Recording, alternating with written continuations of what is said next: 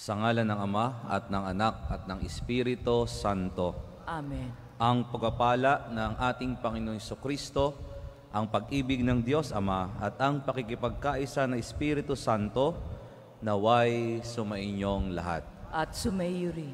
Mga kapatid, tayo po ay nagkakatipon ngayon sa pagdiriwang ng ating banal na misa, ating pupurihin ng ating Ama, pasasalamatan sa mga biyaya na ating tinanggap, lalo tikit sa tulong ng panalangin ni San Jose na ating ipinagdiriwang ang kanyang dakilang kapistahan. Gayun din tayo ay lumuluhog muli ng ating mga minimiti at panalangin at hilingin natin ang tulong ni San Jose na katulad niya tayo ay magtiwala sa kalooban ng Diyos at maging kasangkapan ng kaligtasan, lalo tigit ng ating kapwa. Ngayon ay ating aminin ang ating mga kasalanan upang tayo maging marapat gumanap sa banal na pagdiriwang.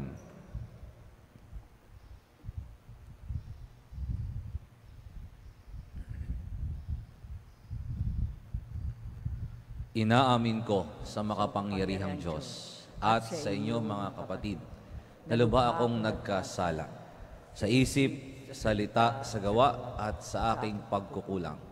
Kaya isinasamo ko sa mahal na Birheng Maria, sa lahat ng mga anghel at mga banal, at sa inyo mga kapatid na ako'y panalangin sa Panginoong ating Diyos.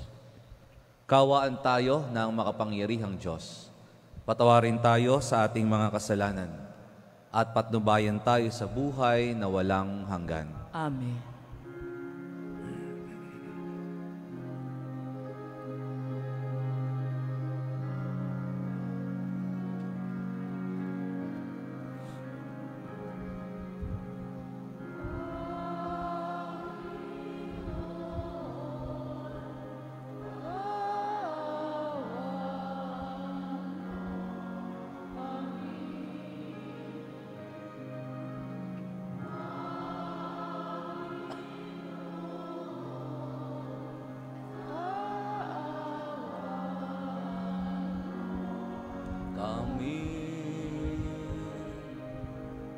Kristo, kaawaan mo kami. Kristo, kaawaan mo kami.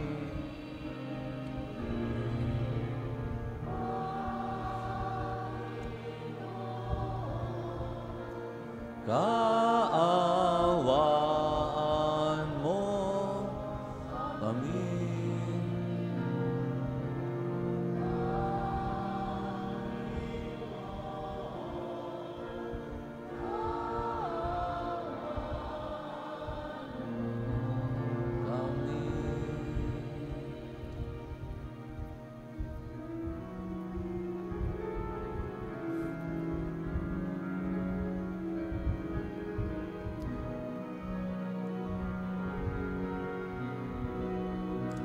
Papuri sa Diyos sa kaitaasan, kaloob sa lupa ay kapayapaan. Pinupuri ka, ipinagdarangal, sinasamba ka dahil sa dakila mong kalwalhati. Panginoon naming Diyos, Hari ng langit, Amang makapangyarihan, Panginoon. Bugtong na anak ng Diyos, Kordero ng Ama, ikaw na nag-aalis ng mga kasalanan ng sanlibutan. Tanggapin mo ang aming kahilingan, ikaw na naluluklok sa kanan ng Ama, maawa ka sa amin.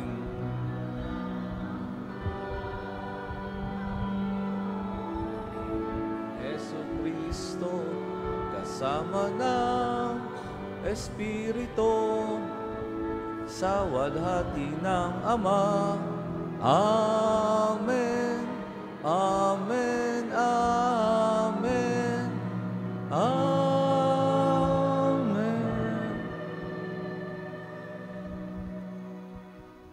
Manalangin tayo.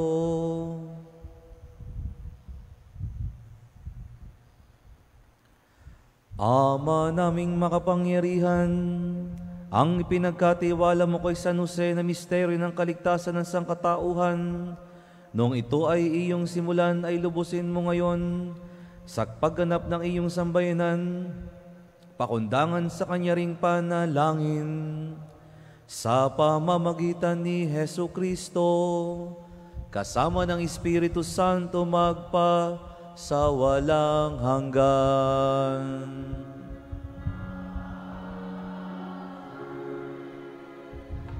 Ang lahat po ay magsiupo.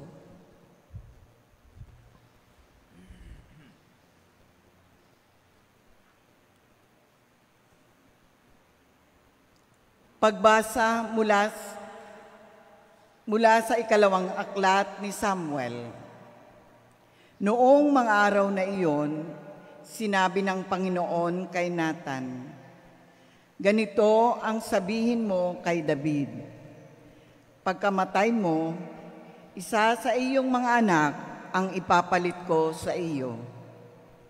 Patatatagin ko ang kanyang kaharian.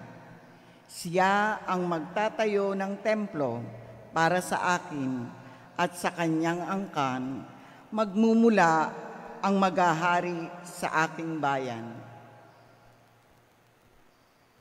Kikilanlin ko siyang anak at ako na may magiging ama niya. Magiging matatag ang iyong sambayanan. Ang iyong kaharian ay hindi mawawaglit sa aking paningin at mananatili ang iyong trono." Ang salita ng Diyos.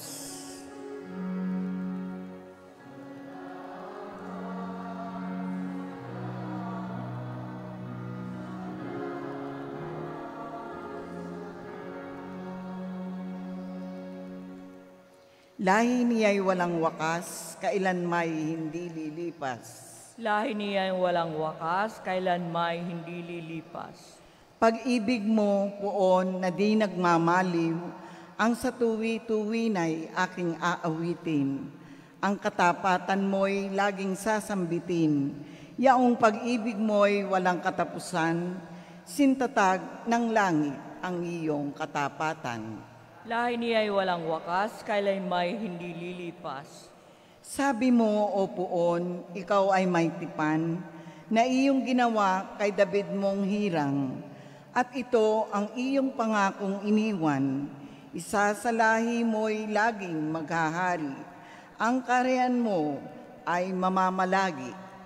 Lahi niya'y walang wakas, kailanmay hindi lilipas. Ako'y tatawaging Ama niya't Diyos, tagapagsanggalang niya't manunubos. Ang aking pangako sa Kanya'y iiral at mananatili sa Kanya ang tipan. Lahi niya'y walang wakas, kailanmay hindi lilipas.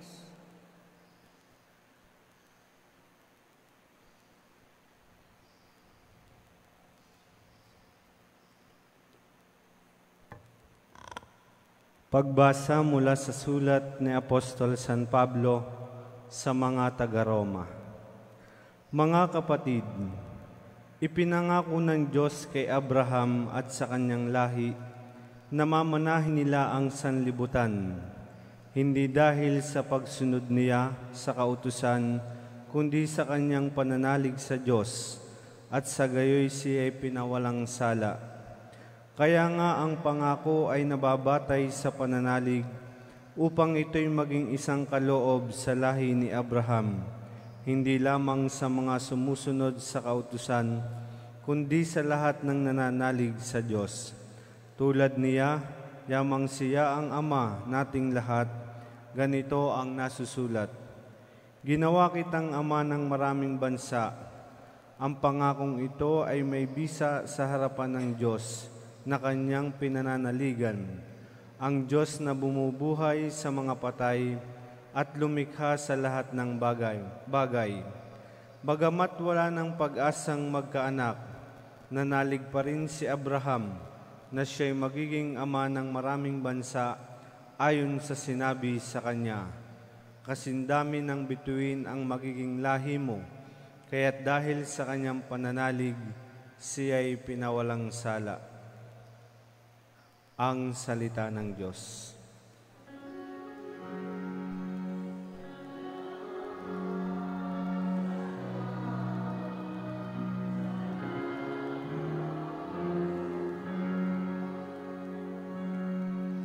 Ang lahat po ay magsitayo.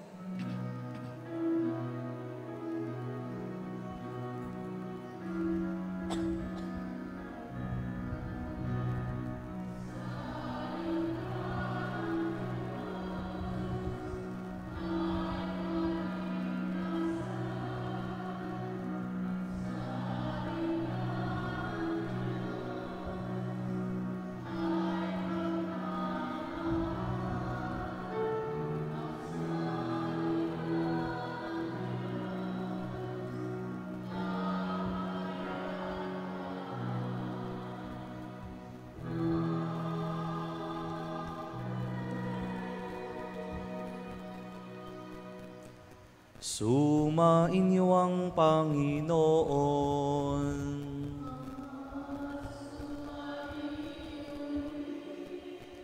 Ang mabuting balita ng Panginoon ayon kay San Mateo.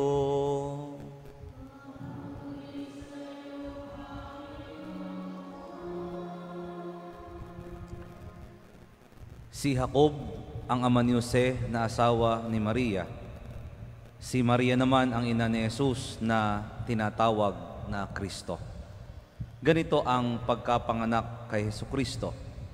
Si Maria, ang kanyang ina, at si Jose ay nakatakda ng pakasal.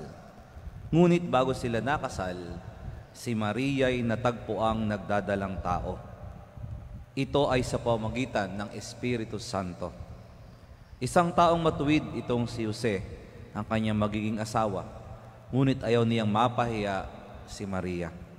Kaya ipinasya niyang hiwalayan ito ng lihim. Samantalang iniisip ni Jose ito, nagpakita sa kanya sa panaginip ang isang anghel ng Panginoon.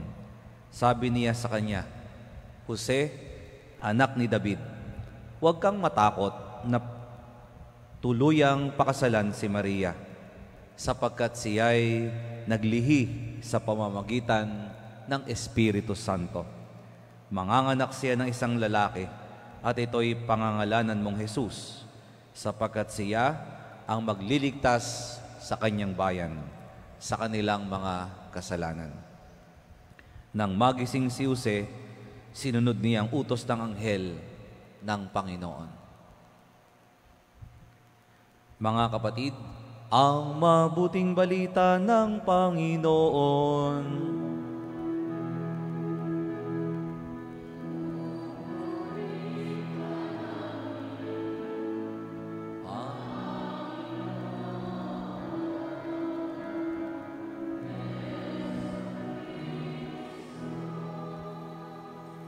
Ang lahat po ay magsiupo. Magandang umaga po sa inyong lahat. Magandang umaga din po, Father. Ngayon po ay pinagdiriwang natin ang dakilang kapestahan ni San Jose, kabiyak ng puso ng mahal na Birheng Maria. Ilan po sa mga titulo ni San Jose itong kabiyak ng puso ng mahal na Birheng Maria. At sa titulo pong ito, napakaganda na kanya ring tinanggap, kanya ring ibinigay ang kanyang sarili katulad ni Maria sa pagtupad ng kalooban ng Diyos. At ano po yung kalooban ng Diyos para sa kanya? Yung maging ama ng anak ng Diyos dito sa lupa, o the foster father of the Son of God, bilang tagapangalaga ng ating Mesiyas. At ito po ang kanyang dakilang misyon na ito ay nangyari, naganap, at ito yung pinapaalala sa atin sa dakilang kapestahan na ito.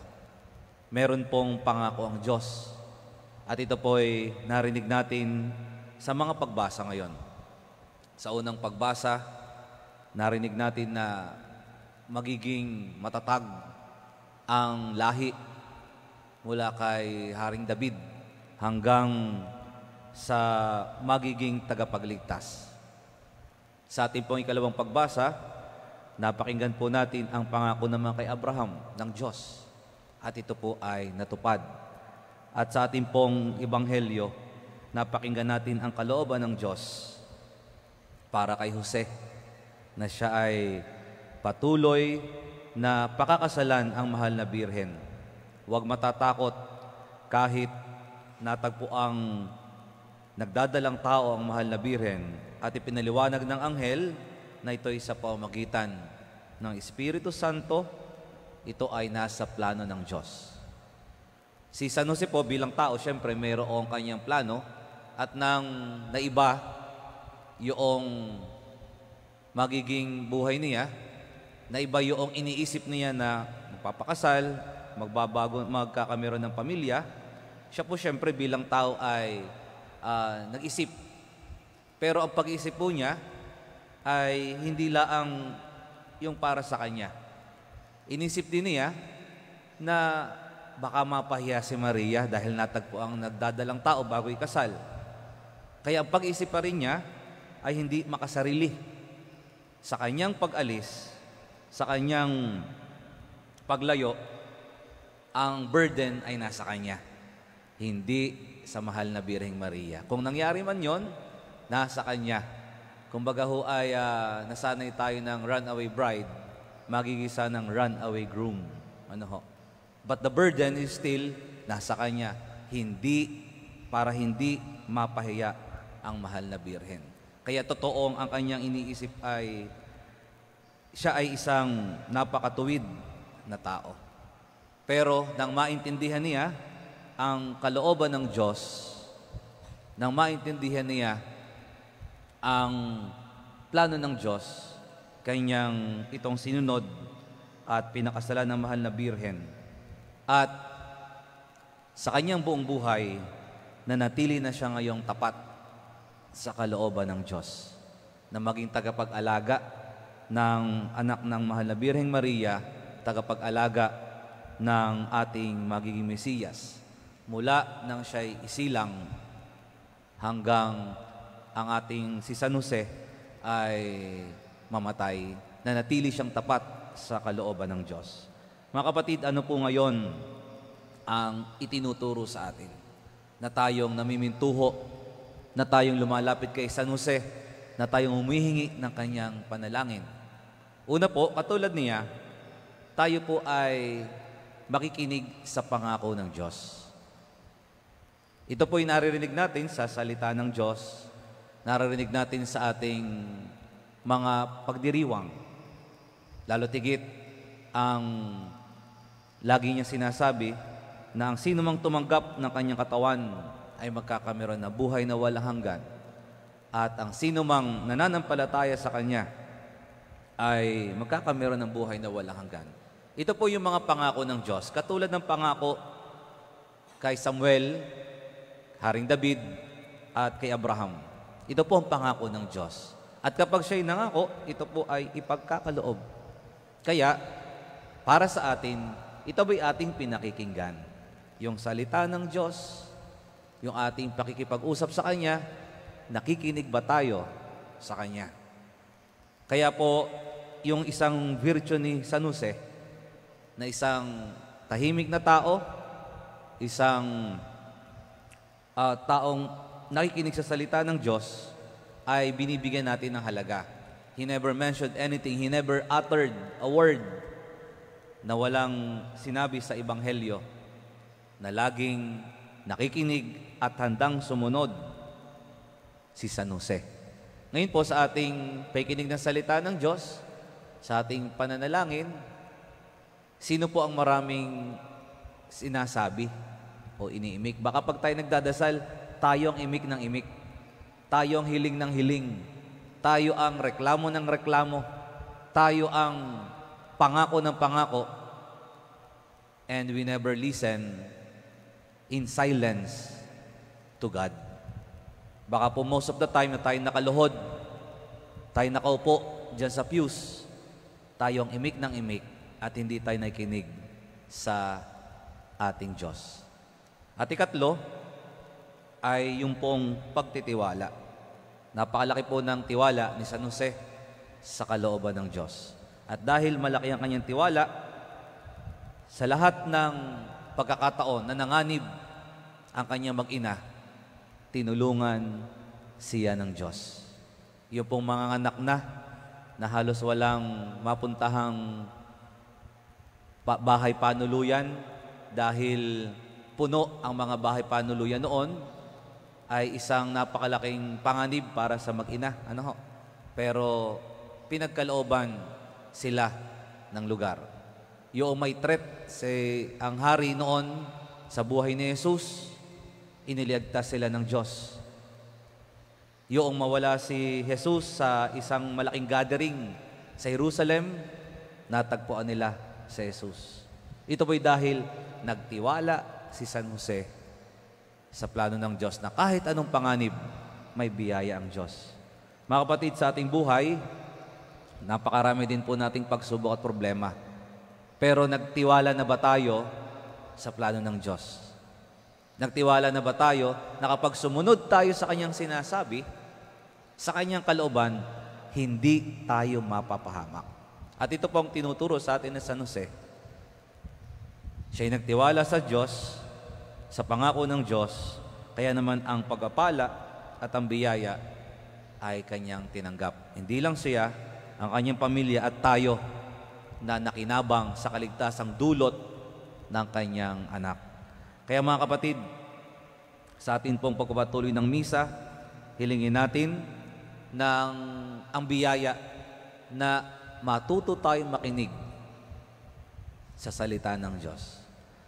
Matuto tayong magtiwala sa kalooban ng Diyos upang katulad ni San Jose, magi tayong matuwid, magi tayong mapagtiwala sa plano ng Diyos at kasangkapan sa plano ng kaligtasan. Hindi lang ng ating sarili, kundi ng sangkatauhan.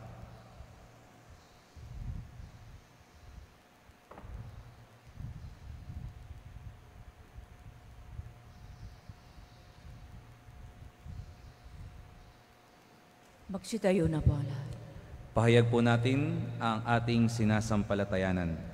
Sumasampalataya ako sa isang Diyos amang makapangyarihan sa lahat, na may gawa ng langit at lupa, ng lahat ng nakikita at di nakikita. Sumasampalataya ako sa isang Panginoong Jesucristo, bugtong na anak ng Diyos, sumilang sa Ama bago pa nagkapanahon. Diyos buhat sa Diyos, liwanag buhat sa liwanag. Diyos sa totoo, buhat sa Diyos sa totoo, sumilang at hindi ginawa. Kaisa ng Ama sa pagka-Diyos at sa pamamagitan niya ay ginawa ang lahat. Dahil sa ating pawang mga tao at dahil sa ating kaligtasan, siya ay nanaog mula sa kalangitan. Nagkatawang tao siya lalang ng Espiritu Santo kay Mariang Birhen at naging tao. Ipinako sa krus dahil sa atin, nagpakasakit sa hatol ni Poncio Pilato, namatay at inilibing. Muli siyang nabuhay sa ikatlong araw ayon sa banal na kasulatan, umakyat sa kalangitan at lumuklok sa kanan ng Amang may kapal. Paririto siyang muli na may dakilang kapangyarihan upang hukuman ang mga buhay at mga patay. Sumasampalataya ako sa Espiritu Santo, Panginoon at nagbibigay buhay, na nanggagaling sa Ama at sa Anak. Sinasamba siya at pinararangalan, kaysa ng Ama at ng Anak. Nagsalita siya sa pamamagitan ng mga propeta. Sumasampalataya ako sa isang banal na simbahang Katolika at Apostolika, gayon din sa isang binyag, sa kapagpapatawad ng mga kasalanan, at hinihintay ko ang muling pagkabuhay ng nangamatay at ang buhay na walang hanggan. Amen. Kasama ni San Jose na isang lalaking marangal at may dakilang pananampalataya, ilapit natin sa Ama bilang isang pamilya ang lahat ng ating kahilingan. Ang ating itutugon, Panginoon, dinggin mo ang aming panalangin. Panginoon, dinggin mo ang aming panalangin. Ang simbahang naglalakbay, naway humikayat sa mga tao sa ganap na pagpapanibago ng kanilang buhay kay Kristo sa pamamagitan ng kanilang tapat na pagpapatotoo sa salita at gawa. Manalangin tayo sa Panginoon. Panginoon, dinggin mo ang aming panalangin. Tulad ni San Jose, ang mga pinuno ng pamahalaan naway hindi mabigo sa kanilang tungkuling pangalagaan ang kapakanan ng kanilang mga nasasakupan. Manalangin tayo sa Panginoon. Panginoon, dinggin mo ang aming panalangin. Ang mga mag-asawa naway magsama ng may pagkakasundo sa pamamagitan ng tiwala at pag-unawa sa isa't isa. Manalangin tayo sa Panginoon. Panginoon, dinggin mo ang aming panalangin. Ang mga nangangalaga sa mga may sakit, mga matatanda, mga may kapansanan, mga nangungulila o namimighati, naway palakasin sa kanilang mga pagsisikap. Manalangin tayo sa Panginoon. Panginoon, dinggin mo ang aming panalangin. Sa pamamagitan ni San Jose, ang mga namayapa ay magtamasa ng walang katapusang kapayapaan ng Diyos sa langit. Manalangin tayo sa Panginoon. Panginoon, dinggin mo ang aming panalangin. Ama naming nasa langit, sa iyong kagandahang loob at sa pamamagitan ni San Jose, ipagkaloob mo ang aming mga hinihingi, dala ng aming pananampalataya. Hinihiling namin ito sa pamamagitan ni Kristo na aming Panginoon. Amen. Ang lahat po ay magsiupo. Maaari na pong humanay sa gitna ang mga mag-aalay.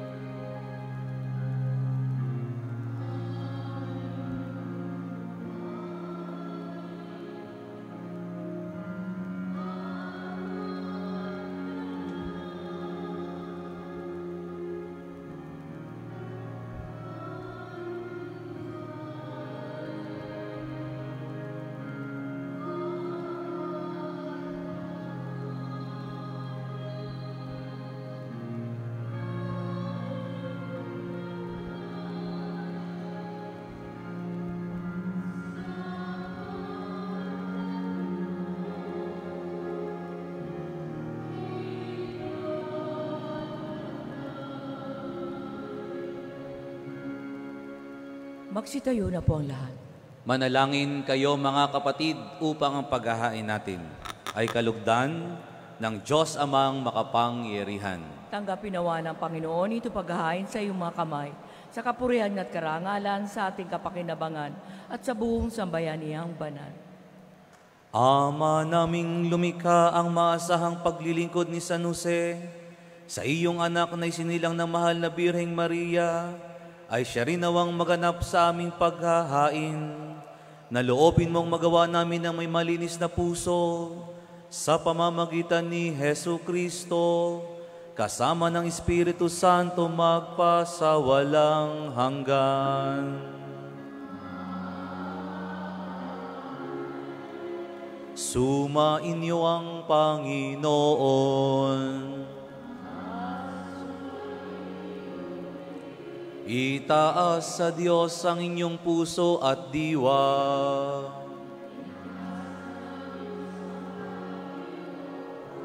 Pasalamatan natin ang Panginoong ating Diyos.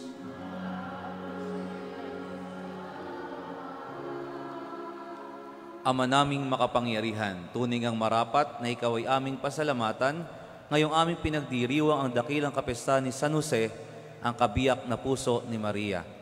Niloob mong magpakasal kay Mariang Birheng Mahal, si San Joseng maasahan sa pananagutan upang may amang lumingap sa angkang kinabibilangan ng iyong anak. Sa kapangyarihan ng Espiritong Banal, isinilang ni Maria ang anak mong minamahal para sa kanila ni San Jose naghanap buhay. Kaya kaysa ng mga anghel na nagsisiawit ng papuri sa iyo nang walang humpay sa kalangitan, kami nagbubunyi sa iyong kadakilaan.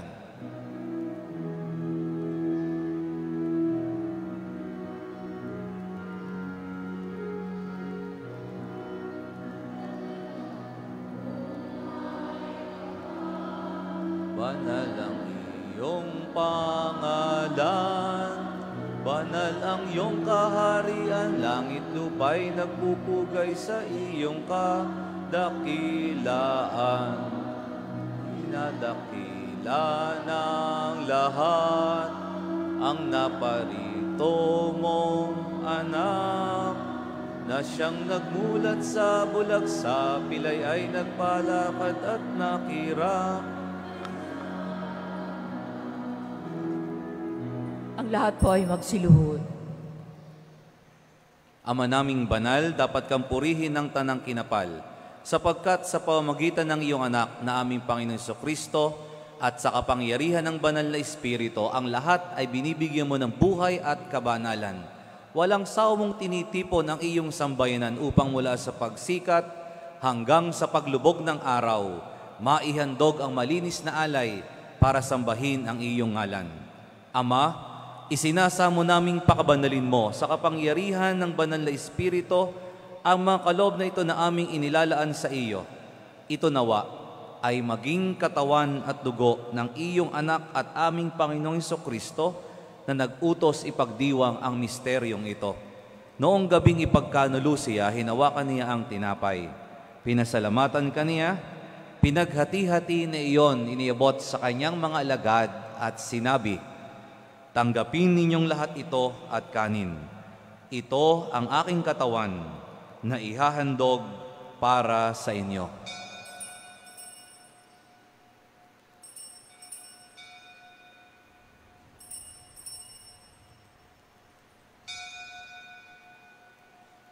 Gayon din naman nung matapos ang hapunan, hinawakan niya ang kalis, muli kanyang pinasalamatan.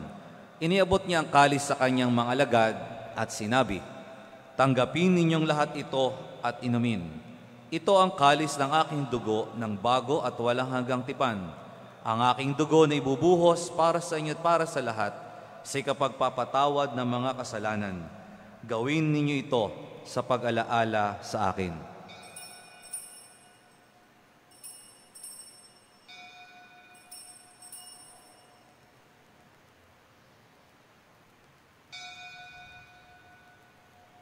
Ipagbunyi natin ang misteryo ng pananampalataya.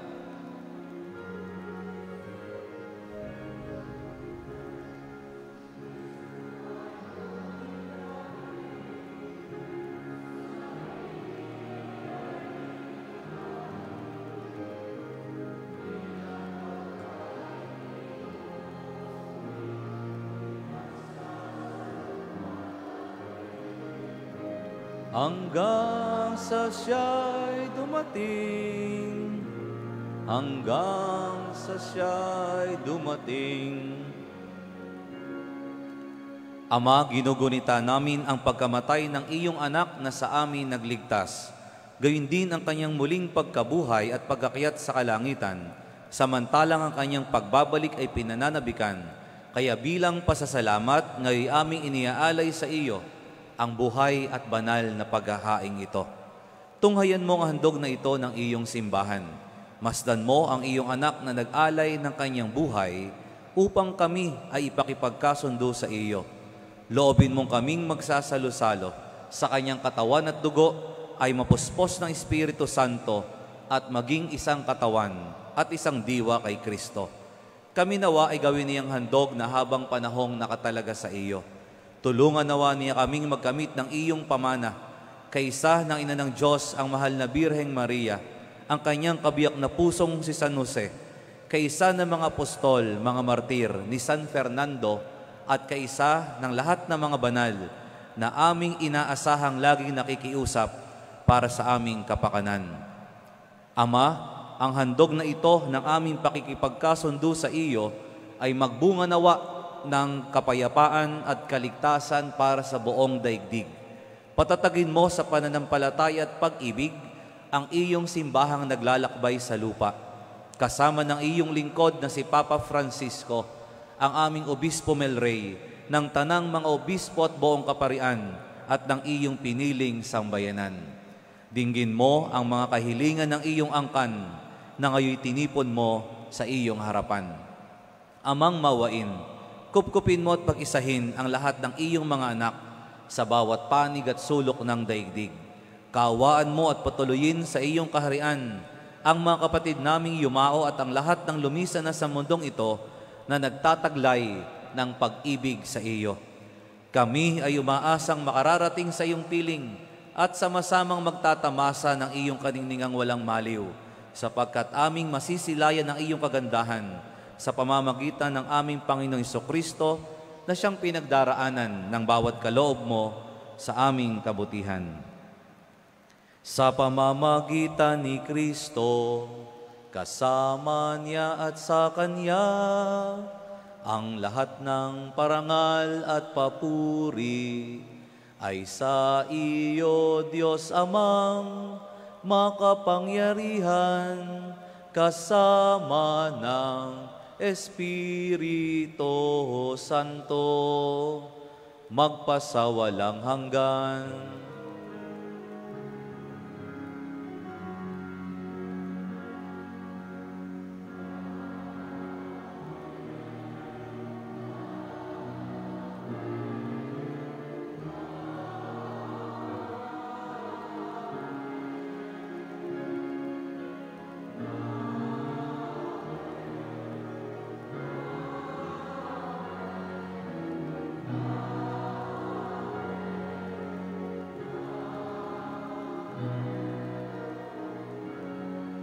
Ang lahat po ay magsitayo.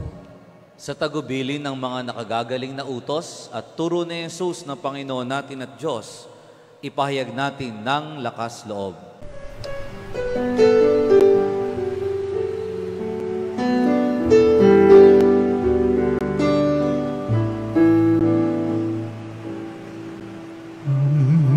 Namin sumasalang ka, sambahin ang ngalan mo, mapasamin ang kaharian mo, sundin ang loob mo dito sa lupa para ng sa langit. Bigyan mo po kami ngayon ng aming kakanin sa araw-araw, at patawarin mo kami sa aming mga sala, para ng pagpapatawan namin sa nagkakasala sa amin, at huwag mo kaming ipagdulot sa tukso, at yadya mo kami sa lahat ng masama. Hinihiling namin kami adya sa lahat ng masama, pagkalooban ng kapayapaan araw-araw, iligtas sa kasalanan at ilayo sa lahat ng kapahamakan, samantalang aming pinananabikan ang dakilang araw ng pagpapahayag ng tagapagligtas naming si Jesucristo.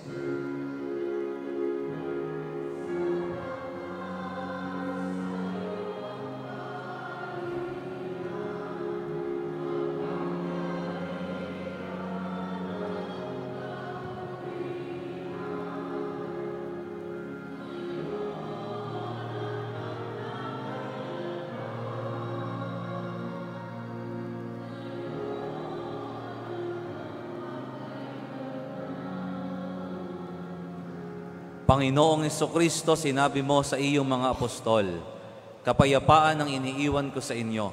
Ang aking kapayapaan ang binibigay ko sa inyo. Tunghayan mo ang aming pananampalataya at huwag ang aming pagkakasala. Pagkalooban mo kami ng kapayapaan at pagkakaisa ayon sa iyong kalooban, kasama na Espiritu Santo magpasawalang hanggan. Amen. Ang kapayapaan ng Panginoon ay laging sumainyo. At sumaiyo rin. Magbigayan kayo ng kapayapaan sa isa't isa.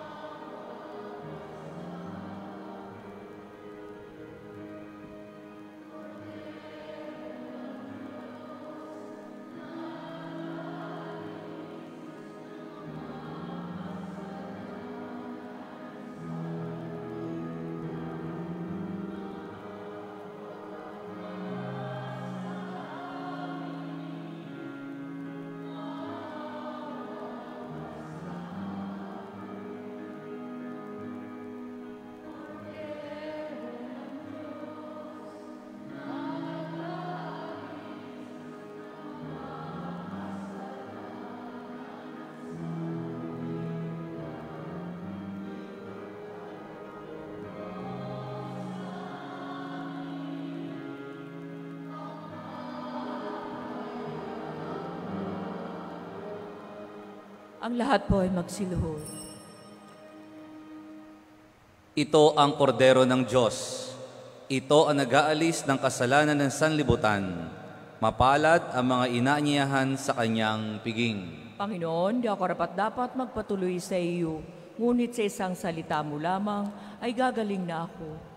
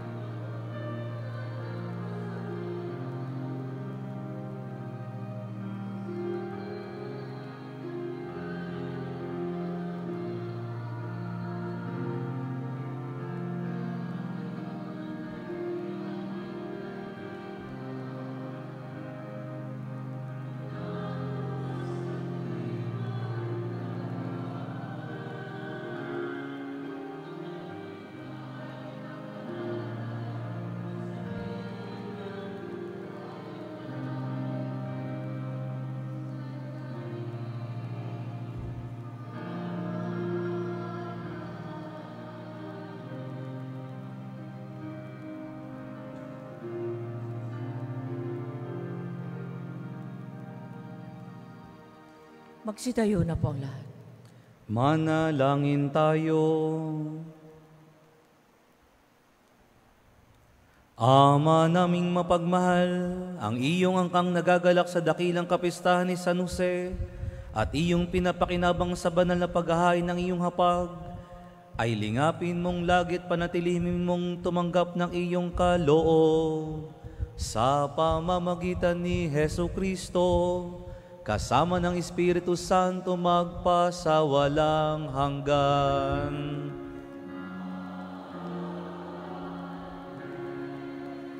Panalangin para sa pagtitipong sinodal ng kontinenteng Asya. Ama naming mapagmahal, nagpapasalamat kami para sa iyong anak, ang aming Panginoong Jesucristo. Nakipamayan siya sa amin at inakay kami mula sa dilim ng kasalanan, tungo sa liwanag ng kaligtasan. Iginupo niya ang naglalayo sa amin sa isa't isa.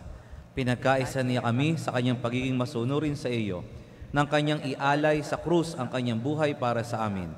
Nagpapasalamat din kami para sa kaloob ng Espiritu Santo na patuloy na gumagabay sa amin at nagtuturo sa amin ng daan para maging simbahan at para sa mga bunga ng sinodo tungkol sa synodality na nagbukas sa amin ng sa tunay na pagbubuklod, aktibong pakikisangkot at pinasiglang pagmimisyon. Maraming salamat. Idinadalangin namin gawin mong matagumpay ang pagtitipong sinodal ng kontinenteng Asya. Patuloy nawang mapag-alab sa amin ng iyong Espiritu ang iyong pagmamahal para sa lahat ng tao at lipi. Manatili nawang bukas ang aming mga puso at mga mata upang sundan ang daan ng iyong anak na si Jesus na nagturo sa aming maglakbay na magkakaakbay bilang magkakapatid, maging kanyang katawan, kanyang simbahan sa pamamagitan din niyang aming Panginoon, magpasawalang hanggan. Amen. Inaanyayahan po yung may kaarawan sa araw na ito at yung may mga anniversary, nakatakdang mga ibang bansa sa ilalim ng pagsusulit. Maaari na pong pumunta sa unahan para po sa panalangin at pagbabasbas. At yun naman pong may mga religious article sa pababasbasan, maaari na rin pong pumunta rito sa unahan.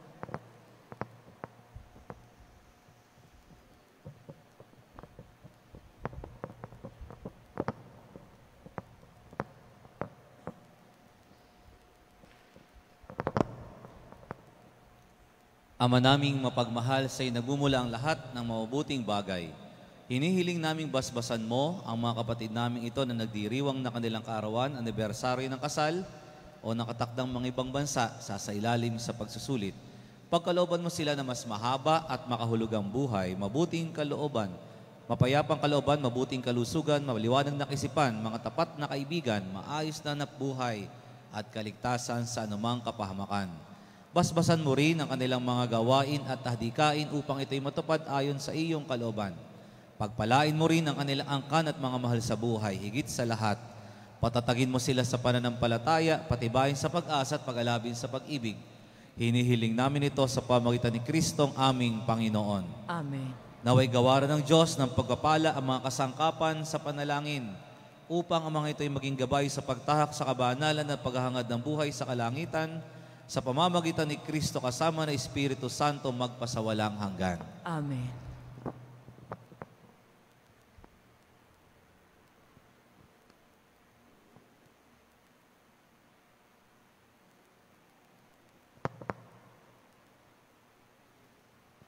Palakpakan po natin.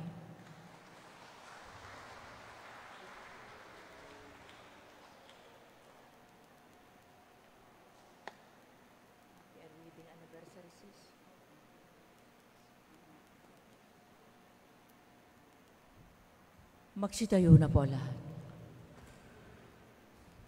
Sumainyo ang Panginoon. At sumayo rin. Magsiyuko kayo at tanggapin ang pagpapala ng Diyos. Ama naming mapagpala, pinagkalooban mo ng maraming malalapitan sa kalangitan ng iyong sambayanan. Pamalagiin mong matapat sa iyo ang tanan bilang tugon sa pagdalangin ng mga banal, na nilobong magmalasakit ng palagian sa kapakanan ng iyong angkan. Sa pamamagitan ni Jesucristo kasama ng Espiritu Santo magpasawalang hanggan. Amen. At pagpalain kayo ng makapangyarihang Diyos, Ama at Anak at Espiritu Santo. Amen. Tapos na ang ating pagdiriwang, humayo kayong taglay ang pag-ibig ni Kristo. Salamat sa Diyos.